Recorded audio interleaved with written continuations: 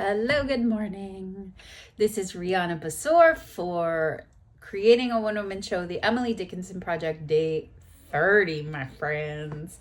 We are a third of the way through this digital project and the initial phase of the Emily Dickinson Show, a working title of A Still Volcanic Life. I'm feeling good. I got an email from my collaborator, dramaturg friend saying that they don't, actually, she didn't say that, I have to confirm it, but that they want to meet with us to hear the play in like another week. So there is a possibility I don't have to turn in a draft tomorrow. That would be so amazing. So I'm going to just keep the positive vibes on that, because that would be a lifesaver. I really could just use another week or so to formulate and put things together, because at this point I'm collaging until I see that there's more stuff that needs to be done. So yay, all exciting and good stuff. So that's what I'm feeling. I'm feeling energized. Setup is the same. Cards are the same. I think we've really found a nice rhythm. So until I change it, that's what we're going to do. So let's jump in.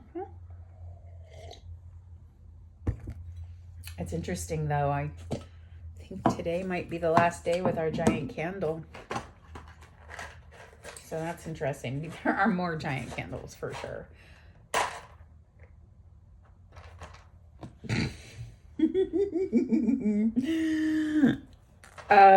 I guess I got a little too passionate on that one.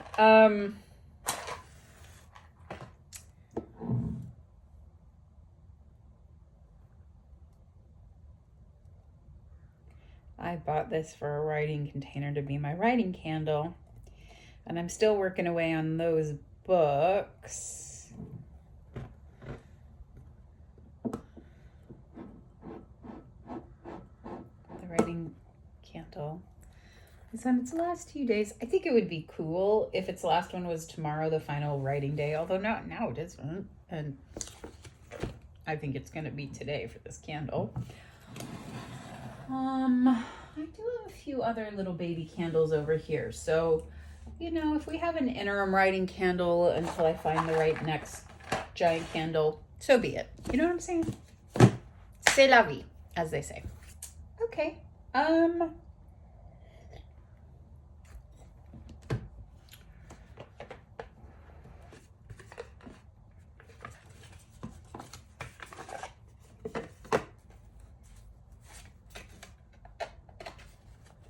Let's go. Goodness.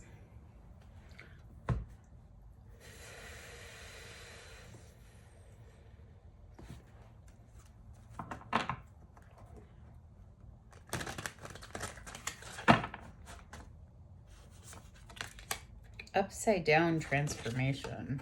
Ominous. Transition and liberation. Like a grasshopper, maybe. I don't think we need the darkness of this friend today. I think we need the guiding spirit of this friend. So I am delighted how much I have loved working with the archetype cards in this process. So that's pretty cool.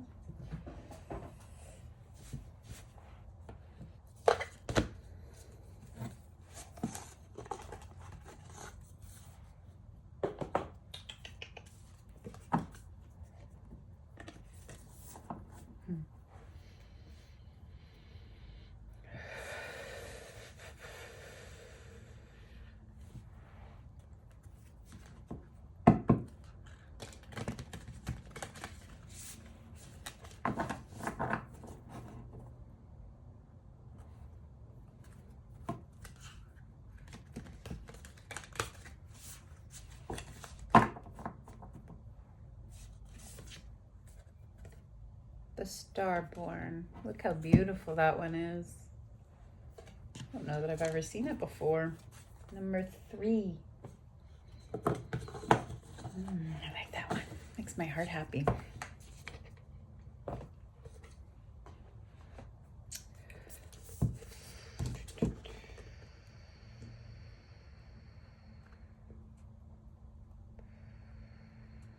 Starborn, right after mother and father. An elusive yet radiant aspect of the self. The star-born archetype points to the cosmic spark of light that arrives with each being at birth. The moment the newborn crowns, whether vaginally or surgically, the royal stars above are said to constellate in a unique shape that maps our path in the world. The idea of destiny is controversial, yet the star-born naturally feels a sense of destination and purpose, aiming itself toward a future that is beyond the mundane. When this card appears, travel back to your birth story for clues and insight. What did you desire when you were young?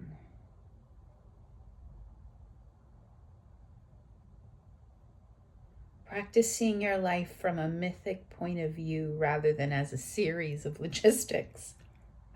Read the story of the three fates and envision yourself born under the stars with a unique destiny. The divine child, the star child, the destined. When this card appears, don't be surprised if you receive a surge of desire for a long-lost dream, one you haven't visited since childhood. Let this desire shake you up. Have your chart read. Study your constellated shape. Ask questions. What does the process conjure in you? Faith or mistrust? What would happen if you saw the galaxy as your ally? What indeed?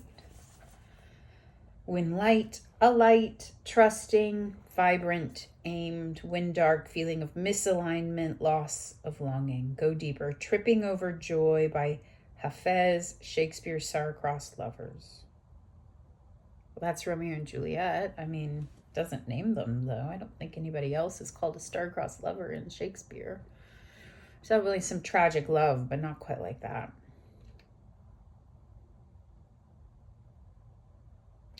Yeah, I don't know this story of the three fates. So let's start there, huh?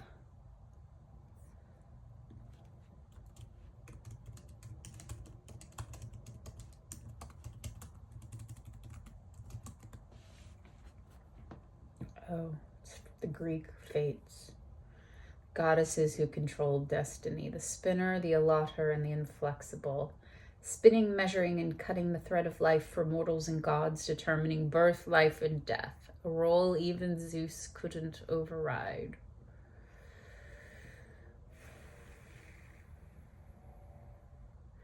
And it's saying it's not really a myth. It's more like a concept.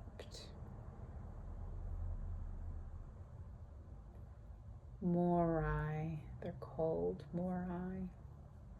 The Morai. Huh. And then there's a poem, a Hafiz poem. It's Tripping with Joy, Hafiz. Tripping Over Joy. No.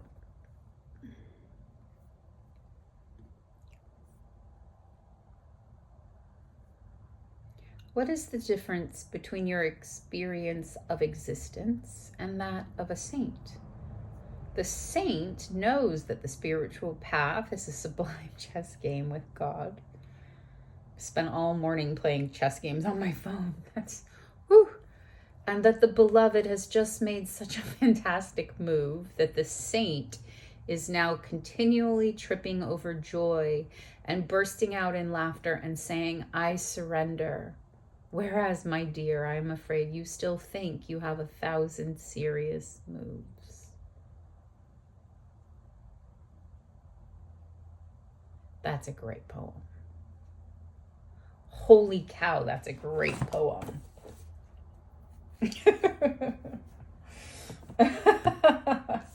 All right, Starborn, let's do this. It's interesting, the Eternal Child card in another archetype deck is the protectant archetype of my house. It was stolen though, so I've always had a weird relationship with it, but I feel like it was reclaimed today. Such a powerful way. Oh, there it is. I was like, what do I do? Okay, transformation 13. Yeah, okay. So I guess the numbers mean that it's a major arcana card, which makes it a bigger deal. Oh, it's a cicada. Transformation cicada. Transition liberation. A symbol of renewal and rebirth, cicada sweeps away the past, setting upon a clear pathway. Having a transformative life cycle, cicada assists in working through spiritual changes to move from an ending of a cycle into a fresh new beginning. In the creation of the new healthy you, the clearing of obstacles allows your energy to move forward. Life is permanently changing, and change brings forth creativity and new freedoms.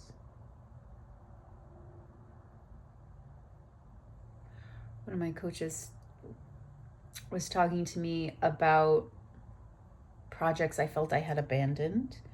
And he said, "But how could you have known? You've had these other things come up, and so you cannot know the future to really plan. It's more like an intention than a plan." That reminds me of this. This reminds me of that, I should say. Transformation, liberation, change, transition, rebirth, renewal. If you're lacking motivation or feeling that life is stagnated, let go of the past and allow change to transpire. I surrender.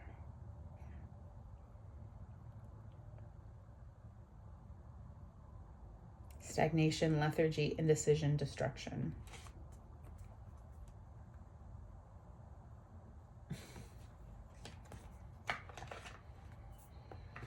Goodness.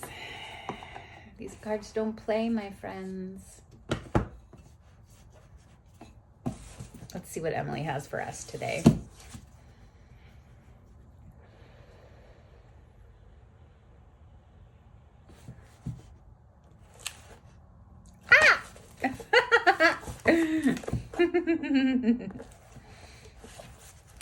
The wife. She rose to his requirement, dropped the playthings of her life to take the honorable work of woman and of life. If aught she missed in her new day of amplitude or awe, or first perspective or the gold in using wore away, it lay unmentioned as the sea develops pearl and weed, but only to himself is known the fathoms they abide.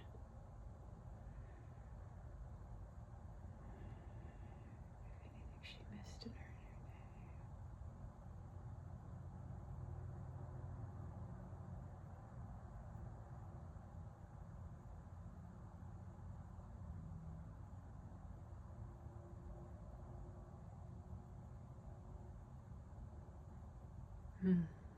That's going in. That's a really good one. Ooh.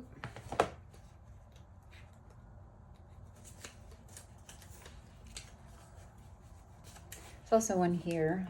Did the harebell loose her girdle to the lover bee? Would the bee the harebell hallow much as formerly? Did the paradise persuaded yield her moat of pearl? Naughty. Would the Eden be an Eden, or the earl an earl? All right. Who said that Emily wasn't sexual? No one that knows her. All right, my friends. We have work to do, so let's go do it.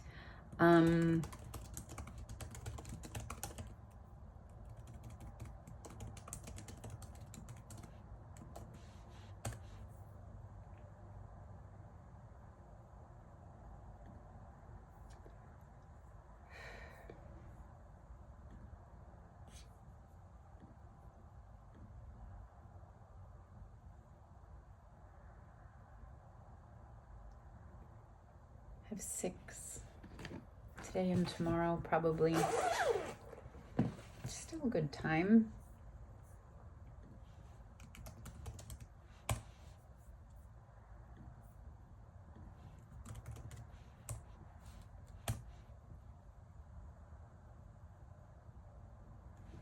Okay. Let's do this, my friends. It is a full day of good stuff, so. Exactly, my love. I'm getting yelled at a lot today, you guys. I know, it's not time yet, bud. I know, but not yet. It is not a second breakfast. I live with a hobbit who gets fed like every 3 hours. But today we had a little throw up, so our bellies are more empty than usual, which in kitty language means breakfast, second breakfast should come sooner.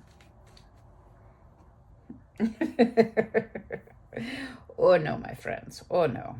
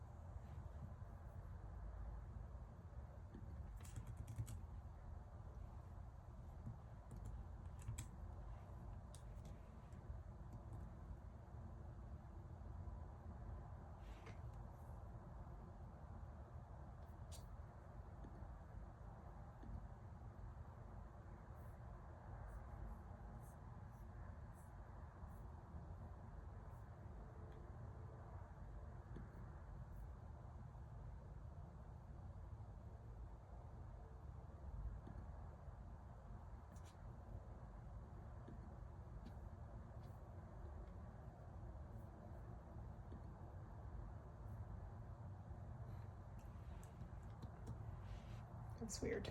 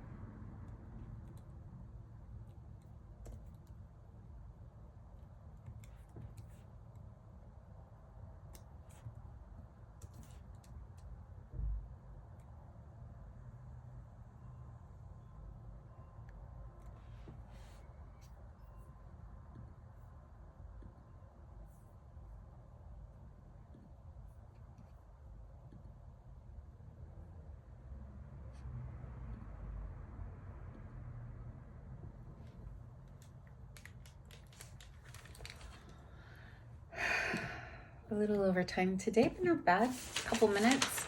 There are 4 short monologues that need to be done tomorrow.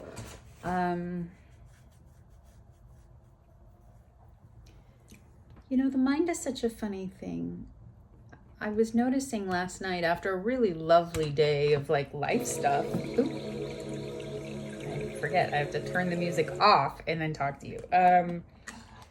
After a really lovely day of life stuff, it was like almost bedtime, and all of a sudden out of nowhere came this worry about this other thing that could happen in 2 years. And I have lived in my mind a long time. So I was like, oh, hi, we had a good day, so you're showing up to ruin the party pooper thought. And so I could kind of like be gentle with that uninvited guest. And while writing this, I remembered a screenplay that I had come up with when visiting Cambodia 6 years ago. And I had seen it so visually, like I could direct it and all that, like I could see it.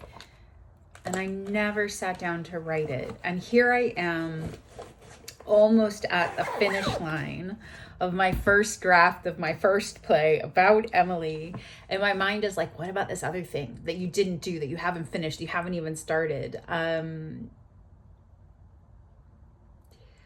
And I think all of that is true. Like that play still, it's not a play, it's a screenplay. That screenplay still moves me. And I would like to make it. And maybe the time has passed for that story. I don't know.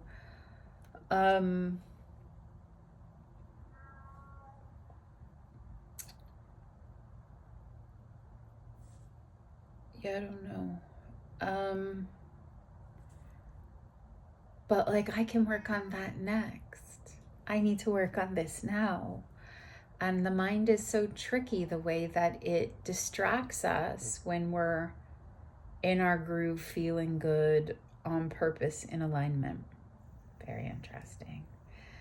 So that's my takeaway today, is that, you know, the mind is quite the taskmaster, and it doesn't always know the right thing to focus on in the moment. So that includes your writing business.